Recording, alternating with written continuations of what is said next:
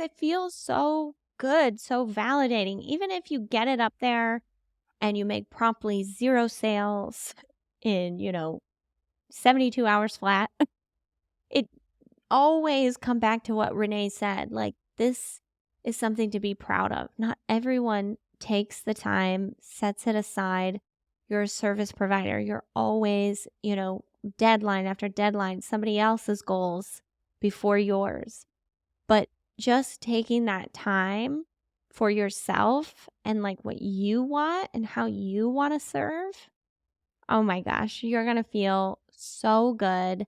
And don't tie that worth to the sales. The sales will come eventually, right? They might not come at first, but they'll come eventually if you keep at it. But that sense of pride and ownership can come right now. So allow yourself to feel that when you get it done. Hey everyone, welcome to Your First Digital Product, a show that helps maxed out service providers create their first digital product so they can gain an additional income stream, grow their impact without increasing one-on-one work, and experience more time freedom. On the show, I talk to business owners who have launched digital products and dig deep into how you can create, launch, and market your first digital product. I'm your host, Renee Morozowicz. Let's go. Hey everybody, today I'm here with Liz Wilcox, and she is the fresh princess of email marketing. She's an email strategist and keynote speaker showing small businesses how to build online relationships, package up their magic, and turn it into emails that people want to read, and most importantly, purchase from. I love that. Hey Liz, how are you? Oh my gosh, I'm so awesome and super pumped to talk about my first digital product. Awesome, great. Yeah, do you want to tell us a little bit about you first? Kind of give the audience a, kind of a little background on you? Yeah, so before we hit record, Renee and I were talking about how I started off as a travel blogger. So unlike a lot of service providers that just kind of start, maybe they had a 9 to 5 and then they started a side hustle, or they, worked under, a larger name. I just actually started off as a blogger. I said, you know what? I think I could make money on the internet. If these people are doing it, surely I can figure something out. And I lived in an RV at the time, and I just lived in it. I didn't travel in it, but I wanted to. I wanted to travel in that bad boy, but I couldn't figure out how to make money and travel. So I started the blog, and I got really good at email marketing. And actually, when I launched my first digital course, I had a wait list of about 141 people. This wasn't my first product, but it was my first course, the big one, right? I had 141 people on that wait list, and I made 141 sales in the first launch. Yeah, so if you can't see Renee because you're just listening, she just went, wow. Yeah. So yeah, that's pretty remarkable, but I didn't know that. Like I said, I didn't start off as a service provider. I just started off as a blogger. I didn't know anything about marketing other than I needed to do it, and I have a loud mouth, so here we go. And that's when I realized, wow, I'm exceptional at email marketing, and I want my friends to be exceptional too. So that's when I actually sold that blog and went all in on teaching email marketing and doing some copywriting as well. That's awesome. I wanted to ask about because you have products right now, do you offer services too, or you're just a product business at this point? I am just a digital product business. So Great. at the time of this recording, it's been almost 2.5 years since I've had to take a client. Nice. And do you want to tell us a little bit more about when you were a copywriter? I'm curious about that. Yeah. So like I said, I sold the RV travel blog, but because I had that blog, I knew I could sell digital products. You name it, I've sold it. Printables, summits, bundles, whatever, right? So I knew I wanted to be in the digital product space, but I also knew I needed money. I have a stomach. I've got a kid. She's got a stomach. She needs a pillow, electricity, all of that stuff. So I needed cash. And so I started, once I sold the blog, I started as a copywriter, and I started to grow my email list at the same time. I knew eventually I wanted to sell those products. So I sold pretty high ticket stuff. My packages ranged from $3,000 to $10,000. Day rate was, I think, $2,500. And you know what? I just really didn't like it. Because I came from that blogging background, I knew the potential of selling digital products. And this is why I'm so excited to be here, because Renee is out here on these internet streets trying to teach you of the potential. And the whole Spreading thing the good about, news. right, the whole thing of trading my time for dollars as a service provider, I mean, I was making big money, or bigger money than I ever thought I would. And that was fine, but I was having really big responsibilities. And so that's one of the reasons I said, okay, I really need to double down on this email list and figure out some digital products, because I only have so much time. And Liz Wilcox, personally, I can only, sell so much. I can only charge so much. I'm never going to be the copywriter that charges $20,000 to $50,000 for a package.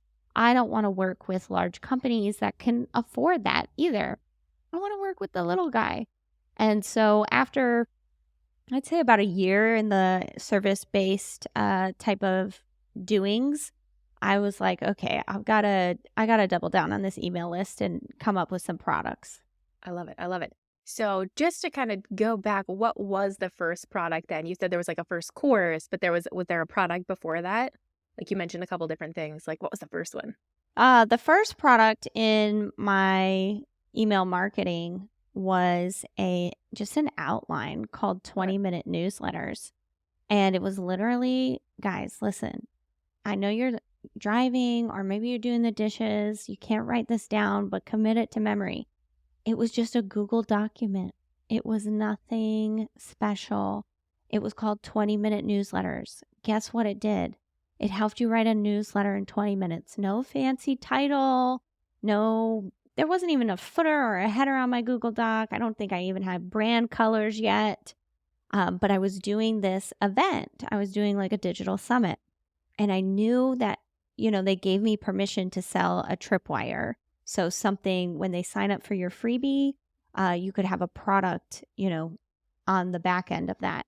And so I said, oh, this is a missed opportunity if I don't create something. And I thought, well, what is the number one problem that my clients have? Like, if I'm writing them a sales sequence, what is the number one reason that sales sequence wouldn't work?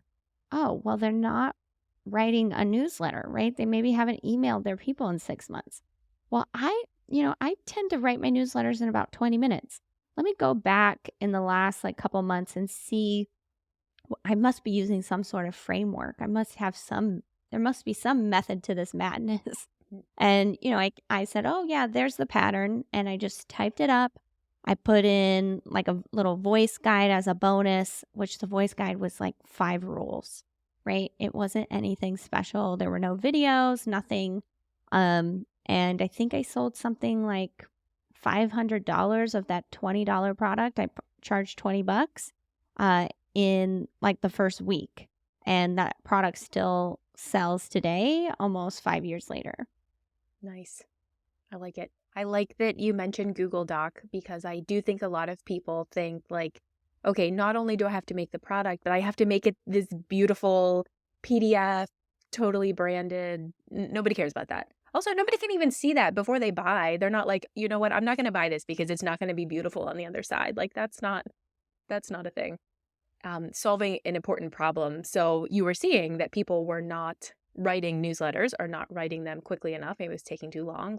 So providing an important solution to an important problem for your audience, I think is so valuable. Yeah, listen, think about who your ideal customer is. If you were to sell a digital product, or you're selling one right now and you're wondering, is the format accurate? For me, it was, okay, well, I serve mostly online entrepreneurs. And online entrepreneurs, what do we use? Oh, we use G Suite, right? We've got a Gmail account. We've got Google Docs. We use Google Sheets. Well, I'll just put this in Google into a Google Doc so that they can just make a copy of it, so that it's actually on there. If I would have made it a PDF, you download a PDF. Does anybody organize their PDFs? Yeah. Is that a thing? I put them in a Uh, folder called PDFs, like, okay, well, I and mean, I've had that's a one up me. I download them and promptly forget because I have a life. And so I was like, oh, well, if I can combat that by just keeping it in their drive.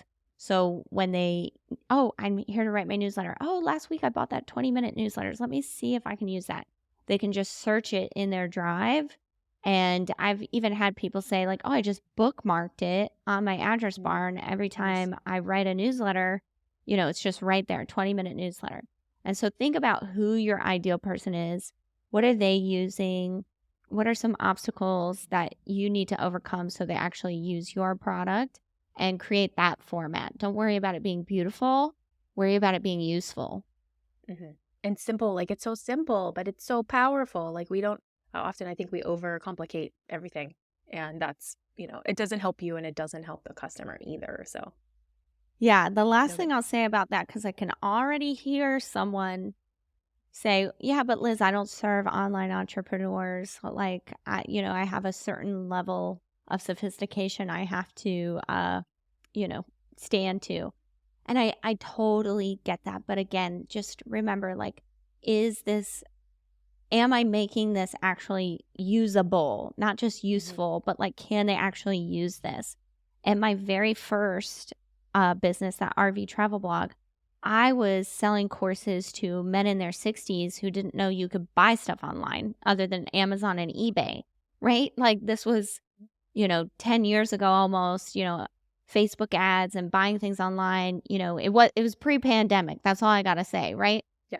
And so just being able to, say to them, hey, this is a course. That means you're going to get a login, things like that. So in your sales process for this product, if you feel like, your people need a certain level of sophistication, just calling it out. Hey, this is going to be in a Google Doc.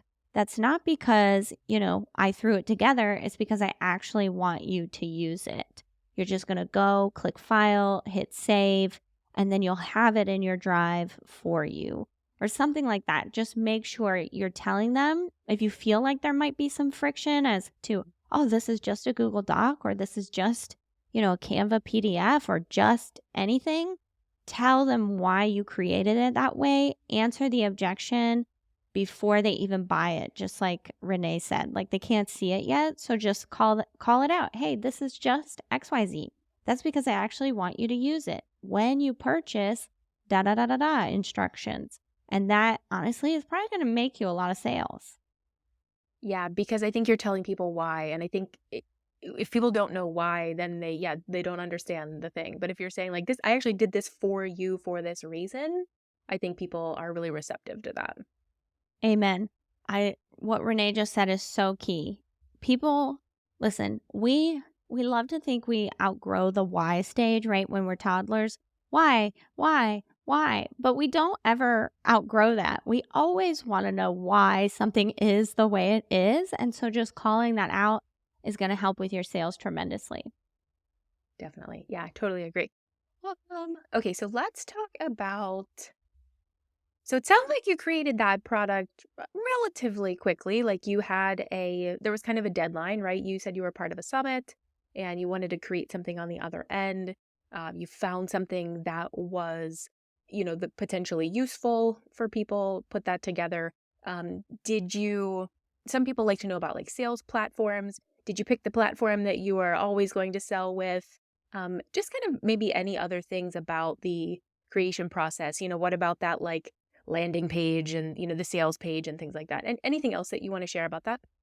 Yeah, y'all, I'm a two-step chick. If it takes 3 steps, I'm out. And so I literally made this the day that my talk was going live. I got up, it was like 6 a.m. And I thought to myself, Liz, you can't miss this opportunity. You're finally getting invited to this event. You've been watching it for a while and now they invited you.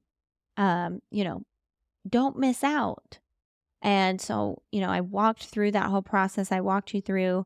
And then, like Renee said, like, okay, what cart am I going to use? Right now I'm just using Stripe invoices, right, for my big clients.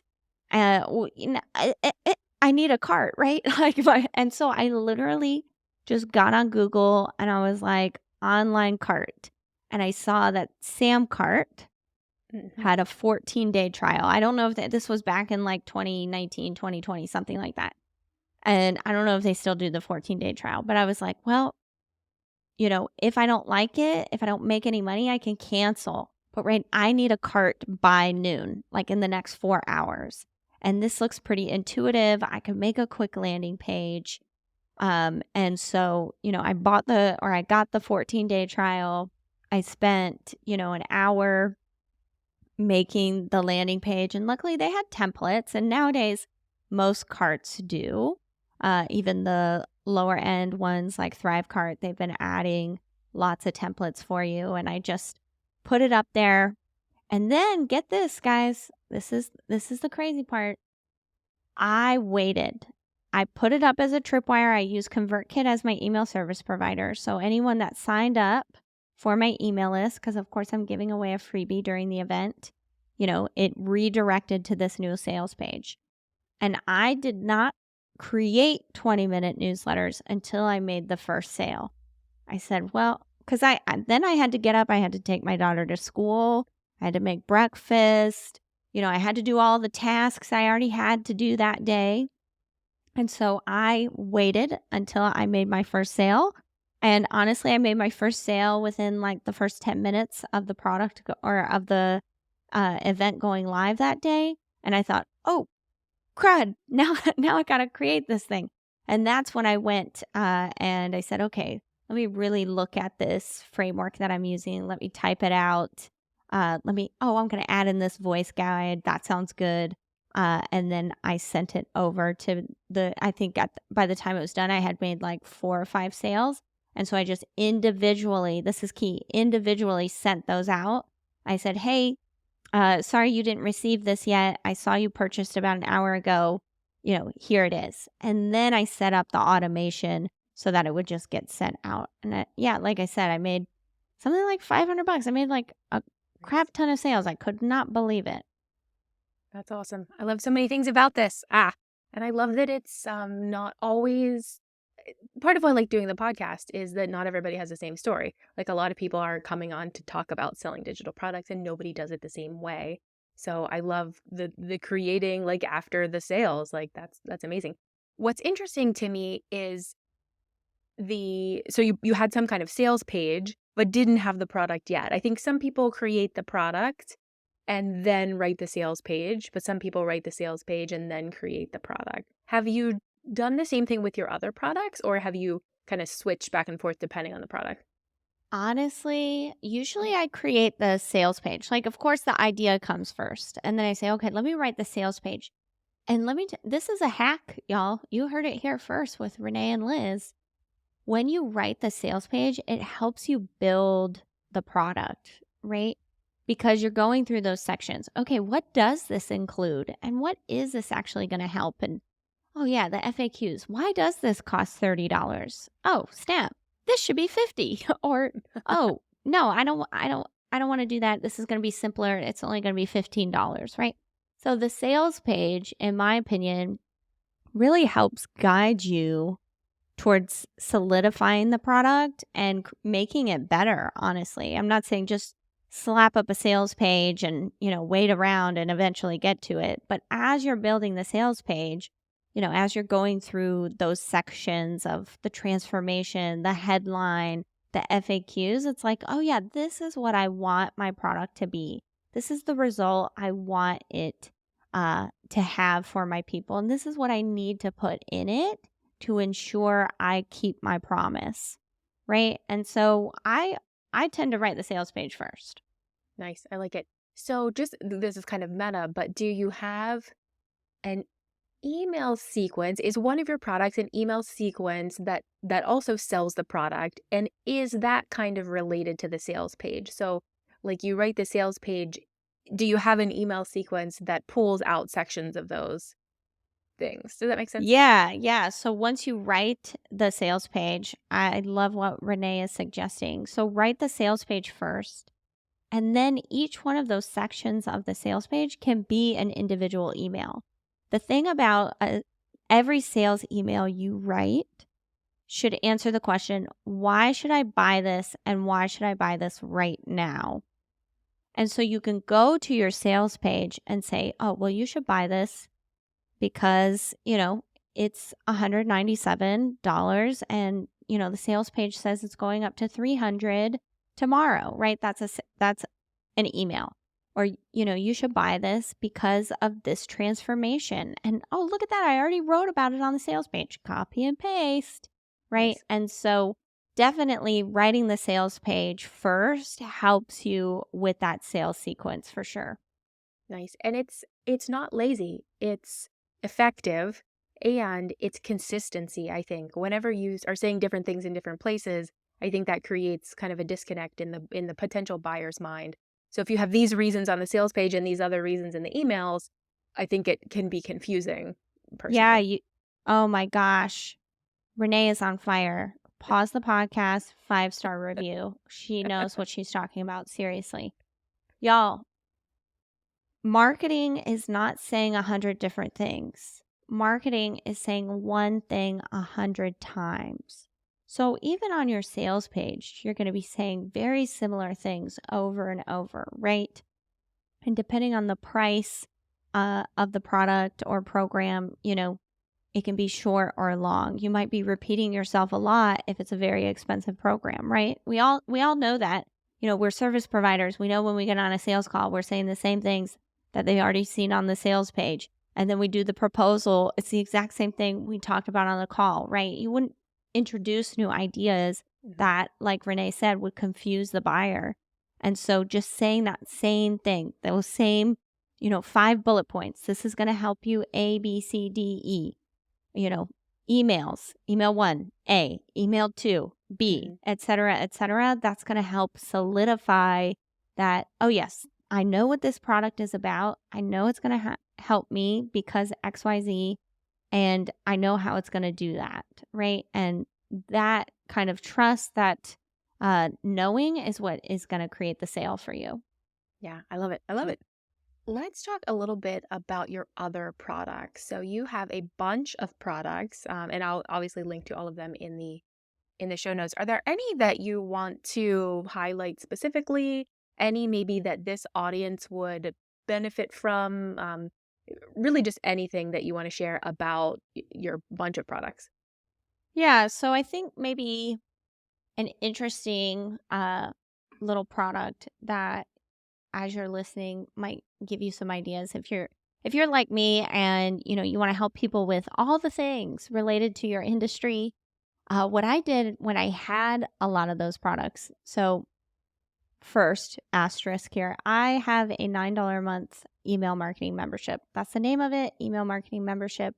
And one day I decided that I was going to offer a year into that membership of $108. That's 9 times 12. But when you joined for a year, when you said, yep, I'm committing, Liz, I committed to you, and I offered all my other products for free. And so you got everything for $108. Nowadays, I only sell that once a year on Black Friday. It's still my favorite offer, but I mention it because as you're building and as you're growing, you are in charge of your business. You can have, as many products as you want, like Liz Wilcox, and you can bundle them any which way you want. So as you grow, you listen to Renee week after week and you get all these ideas from these other guests and from Renee herself. You might come up with this library, right? And so I've actually found that this is my number one seller. It's $108 in 2023. We did 3 launches of this. The first launch, we made over $100,000. The second launch was just a 48-hour sale, and we made $48,000. And then on Black Friday for that month, just this one product made $160,000. And so I mention all of that to say, like, whatever product you want to create, whatever price you want to price it at, if you're excited about it, people will get excited about it too. Yeah, I love that. I call it the annual pass. Yeah, that's amazing. I was going to mention the membership because I was curious too what was included. And some people who have, courses and templates and products, the membership sometimes overlaps where you can get access to the products, but, not always. So I was curious about that. So the annual pass, you get all my products and a year inside my membership. But of course, I don't always sell that. So I do have a membership model. And that's basically the membership is a lot of little products, every single week. So it's a weekly newsletter template that you can take and make your own no matter what kind of business you have. Comes with a video walkthrough, samples, all this jazz. And so if you really think about it, it's, Liz creating a new digital product every single week, right? The membership is over 3 years old now. And, the library keeps growing. It's a way of keeping myself accountable to what we talked about earlier. I didn't really care to take on client work forever. So having this type of membership allowed me to commit to, yes, I'm going to be a digital product business one day, right? And so, promising something week after week made me commit, right? It was kind of like this forced accountability. Oh, you're paying me every single month. I better get my butt in the seat and do it. And then, of course, there are a couple of those little products that you can see on my website that are inside the membership. What's another objection people have when it comes to emailing? Well, my list isn't growing. So I put my $12 list building training in there. Another one, well, I don't really understand how email works to begin with. So I put my email staircase training in there to teach them the framework. And so those things live inside the membership. They're available for purchase separately, but you can get them for free inside the membership. And that, when it comes to digital products, is a great idea because individually these products cost $12. So $24 if you got both. But if you sign up for this monthly product, you get those for free. And the monthly is only $9. So you're having a lot of savings. So that's a great way to pitch it, to keep people inside the membership or to get them inside the membership. Once they're inside, wow, there's a lot of good content in here. I think I'll stay. Yeah, for sure. And how are you thinking of the ideas each week? Like, are people saying like, "Hey, this is what I really need," or are you just knowing like what people are needing to create, for you to create? That's a great question. So I, I don't believe there's such thing as writer's block. I mean, there's no such thing as talker's block, right? There's always, even now I paused, but then I had, I gave it a second. I had something to say, right? And so that's the same with your email newsletter. And it's the same with me creating newsletter ideas. There's always something, whether it's evergreen or it's something in the moment, right? Whether it's seasonal or, it's turned on the TV. This is pertinent to February 2024, right? There's always ideas. Just the same as no one ever runs out of things to post on social media. You don't actually ever run out of things to say in your newsletter. And so usually it's kind of a combination of what Renee said. I'm getting ideas from other people. I'm getting ideas from my members. You can request things in the membership. And it's just, my experience and oh yeah, here's a content gap that we need to fill. Here's a way we can show we're invested. Here's a way we can become relatable. Things like there's always something to say. Yeah, I like that. Awesome. And just to kind of reiterate, I know it's implied. Well, I know we said it and I know it's implied, but you're seeing so much success with your product because you have an amazing email list. That's just kind of something I want to, and other reasons, of course, but like the email list is a very meta conversation. Like the email list is crucial. Like if you don't have anyone to sell to, it doesn't matter if your product's the most amazing product of all time and you spend a ton of time on it and you did market research, whatever. If you don't have anybody on the other end to buy it, that's kind of a disconnect in the whole process. Like you want to make a great product and you want to sell that product to people who need it. Yeah, I was actually talking to a copywriter. She emailed me asking if growing an email list would be for her. And I told her about when I was a copywriter, you know, albeit copywriting wasn't my end all be all. Eventually, I wanted to retire from that. But in the moment, growing my list allowed me to sell my services as well. It wasn't just about digital products. It was, some people come to me and they're ready to buy. And you're a service provider, you know the drill, right? So and so reached out, asked for a copywriter. Here's the introduction. Okay, we're off to the races, right? But there's so many people that aren't like that. And this copywriter's argument was, when my customer finds me, they're ready to buy. And I said, well, what about the people that look at your site and never DM you or never ask their friend for the introduction? And then 6 months later, they're finally ready and, they go with someone else, right? Email keeps you top of mind. So I might not be ready for a web designer, but I am actively saving up the money, right? Because I know it's worth it. It's going to, help me make more sales once I have a better website. I'm going to look up web designers as soon as it pops into my brain. And if you've got a good lead magnet, you get me on your list, once a week, every other week, whatever, you keep popping up with some tips on web design, some tips on branding. By the time I'm ready to buy, I'm going with you. And so, digital products or, your services, like Renee said, like, it's implied, but let's say it again, you've got to have that email list to catch those people that are on the fence or aren't ready to buy. And, especially if you do high ticket, that customer journey might be really long, right? So get them on the email list, nurture them, show you're invested, stay top of mind, and then, they'll purchase either those smaller digital products that you have as they become available, or, the big kahuna service package when they're ready for that day rate or whatever. Yeah, and some lead into the other depending on the types of products that you have. Your smaller product may be for this audience right now, but then as they grow their own businesses, they may be ready for your one-on-one services. Or the product itself might be just a product that is something to do right before they work with you. So, these can tie in really well to each other. There's a lot of things that they can help each other if you want to stay in the service business, but also if you just want to pivot completely at some point to just selling products online. Absolutely. If I wanted to make $1 million right now, I would turn my services back on and I would say, hey, after 6 months, I would have an automation. Hey, you've been in my membership 6 months. Are you not seeing any movement? Let's book a one-on-one. Or, let's join this group program where, we work together on accountability and you get personalized reviews.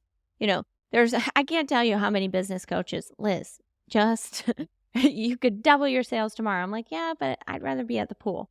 But that's my stage of life right now. I have a 9-year-old. I like hanging out with her. I only want one kid. This is my only shot.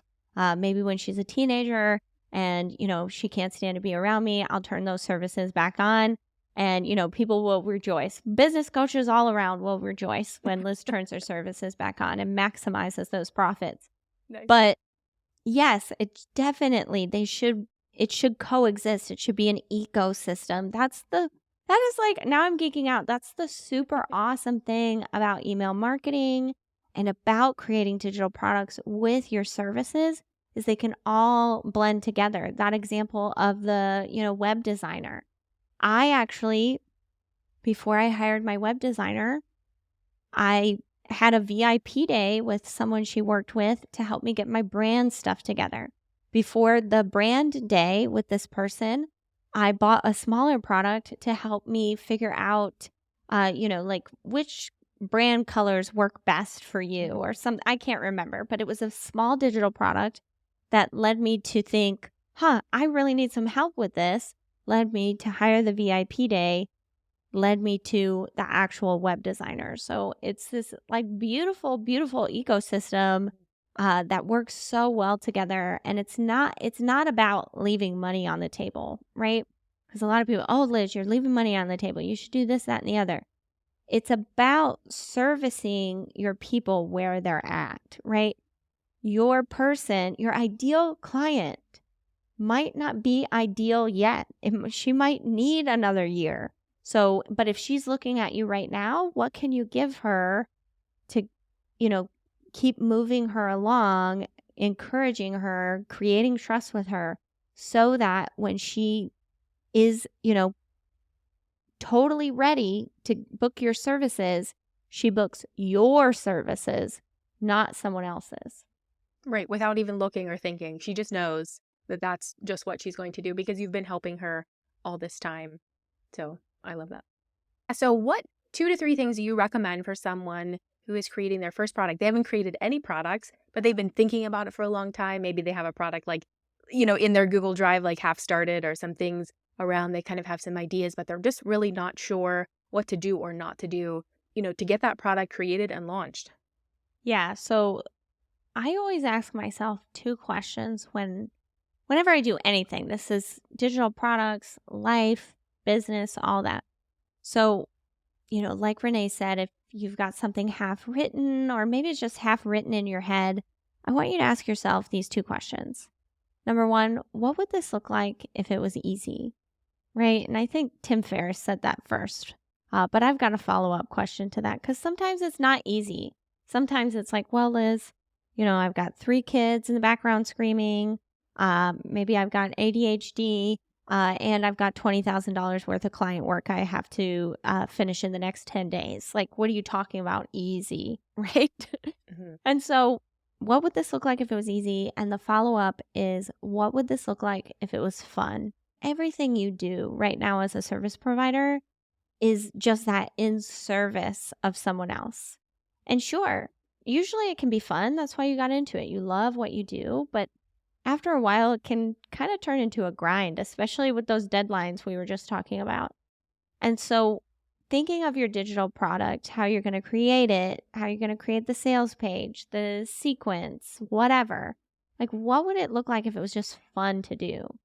Remember back to the story I told you about that 20-minute newsletters. It was just fun to get the sales page up and see what happened at this first event. It was just fun to type into Google, right? Like I didn't do much research. I didn't go on YouTube and watch videos. I just saw a 14-day trial. That's for me. That's the easiest thing. It's kind of fun to use these templates, right? I didn't try to create anything from scratch. It was much more fun to use the templates, right? So I think between those 2 questions, you can usually come up with an answer of, oh, yep, that's my next right step. That's my next right step, because you're anchoring yourself in a little bit of ease and a little bit of fun. I love that. And it reminded me of something that I feel like I used to talk about more that maybe I haven't talked about in a while, is that like as a service provider, you are serving other businesses and you are building other businesses. So because of you and your efforts, these other people are more successful in their efforts, in their businesses. But creating something of your own that is just yours, like creating anything, you bake a cake, you paint a painting, like whenever you create something that is yours, I feel like there's a lot of pride in it. Like, look at this, look what I made, look what I did. And that can feel really good, and maybe be fun, at the same time. Oh my gosh, I love that. Yes, it feels so good, so validating. Even if you get it up there and you make promptly 0 sales in, 72 hours flat, it always come back to what Renee said. Like, this is something to be proud of. Not everyone takes the time, sets it aside. You're a service provider. You're always, deadline after deadline, somebody else's goals before yours. But just taking that time for yourself and like what you want and how you want to serve, oh my gosh, you're going to feel so good. And don't tie that worth to the sales. The sales will come eventually, right? They might not come at first, but they'll come eventually if you keep at it. But that sense of pride and ownership can come right now. So allow yourself to feel that when you get it done. Ooh, I'm so excited for you to create Definitely. something. Yeah, I know. I think the same thing. Yeah. And I love when people share what they have created too. So that's kind of another perk of the show. So where can we find you online so we can follow Yeah. you and check out what you're up to? Yeah, thanks for asking. Of course, I'm an email marketer. I'd love for you to join my email list. You can go directly to lizwilcox.com. In the top right hand corner, there's a hot pink button. You can't miss it. It says free email swipes, hot pink button. And it's going to give you a couple things to get your email marketing started. It's going to give you a welcome sequence so you can guide those new people on your email list into customers, like we were talking about. Set them on that journey, right? It's going to give you 3 newsletter samples from Email Marketing Membership, one to show you how to get people to click, another to show you how to get people to reply, and third, one to show you how to get people to buy directly from your newsletter. And if that's not enough, I'm a little extra, and I know writing from scratch totally sucks. You're going to get 52 subject lines for a year full of prompts. All that for free, lizwilcox.com, hot pink button. Yay, awesome. Thank you so much. And thank you so much for being here today. I think that the audience will find this immensely valuable. Awesome. I can't wait to see what everybody creates. Thanks. Hey, thanks for listening. I'd love to continue the conversation in your inbox. Email subscribe to hey@yfdp.show or sign up in the show notes to get bi-monthly emails about how you can create, launch, and market your first digital product. Can't wait to see you there.